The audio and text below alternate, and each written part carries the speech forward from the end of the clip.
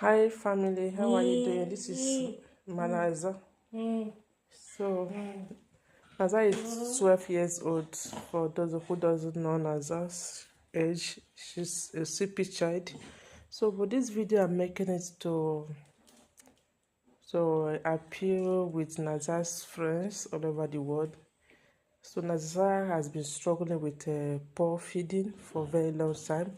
They have been giving her some time to know that she will improve in her feeding, but um, she's not improving at all because of her poor neck control. She cannot feed very well. So if you touch her, her body is very soft. Her bones, according to the doctor, her bone density is very low.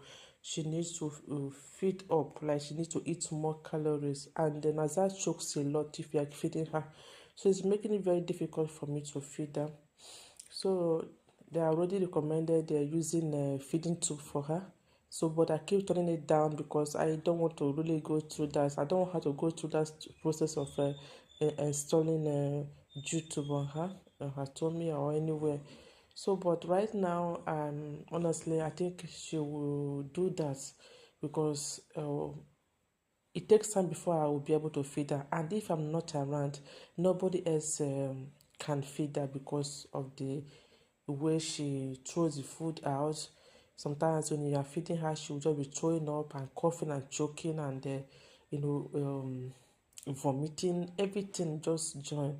Sometimes she has to stay hungry until when I go and come. Even me feeding her, I have to take a long time before she will be able to eat anything.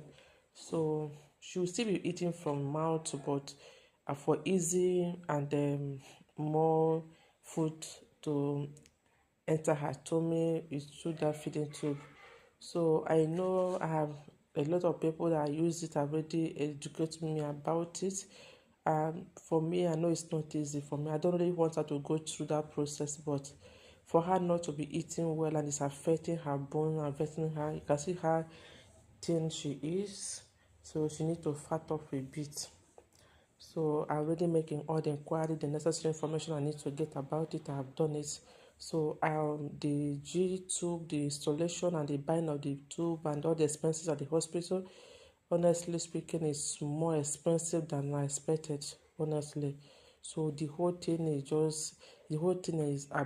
going about both the installation and both the buying of it and the expenses throughout our stay at the hospital. I think it's going to about about roughly 500